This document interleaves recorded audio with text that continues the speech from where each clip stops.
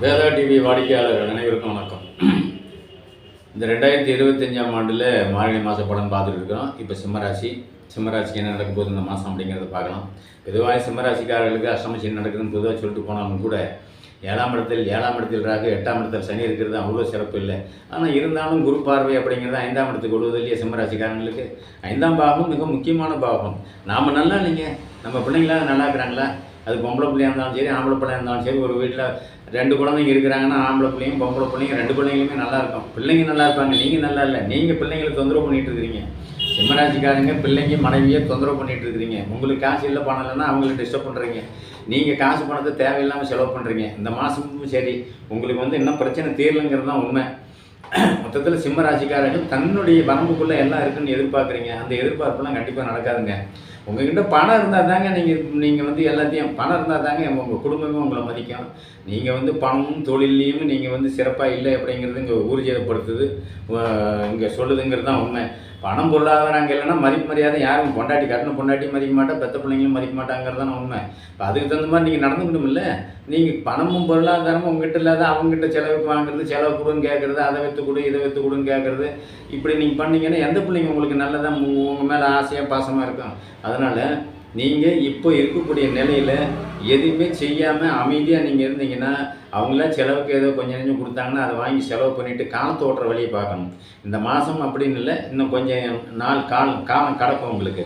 ஆக காலம் கடந்தாலுமே உங்களுக்கு சரியான அமைப்பு நாங்கள் பதில் இங்கே சொல்ல முடியாது. நல்ல ஒரு விஷயம் என்ன, 5ஆம் பாகத்து குரு பார்க்குன்ற ஒரு காரணத்தினால குழந்தைகள், வருமானம், தொழில், அவங்களுடைய வளர்ச்சி எல்லாமே நல்லா இருக்குங்கிறது தான் உண்மை. அப்போ அவங்க நல்லா இருந்தால் நீங்கள் நல்லா இருப்பீங்கள்ல.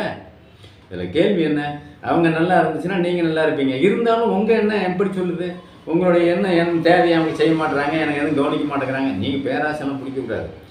எப்பயுமே அஷ்டமச்சனி காலகட்டங்களில் அந்த யாருக்கு அந்த அஷ்டமச்சனி நடக்குதோ வீட்டில் மற்றவங்க 2-3 பேர் இருந்தாலும் அவங்க வேறு ராசியில் இருப்பாங்க. அவங்க நல்லா இருந்தாலும் கூட அவங்கள நல்லா இருக்க நீங்கள் விடுறதில்ல. காரணம் என்னென்னா உங்கள் தேவையை பூர்த்தி பண்ணுறதுக்கு நீங்கள் அவங்கள டாமினேஷன், அவங்கள தொந்தரவு கொடுப்பீங்க. அந்த தொந்தரவு தான் அவங்கள மன உளைச்சலுக்கு ஆளாக்குது. அப்போ நல்லா இருக்கிறவங்களை கெடுக்கிறதே நீங்கள் தானே. உங்களுக்கு என்ன வேணும்? இப்போ சிம்மராசியில் இருக்கிறவங்க 20-25 வயசு ஆச்சுன்னா அவங்க தொழில் கெட்டு போய்டும், வேலை கெட்டு போய்டும், வெளியில் எங்கேயாந்துட்டு அவசப்பட்டு இருப்பாங்கன்னு சொல்லுவேன்.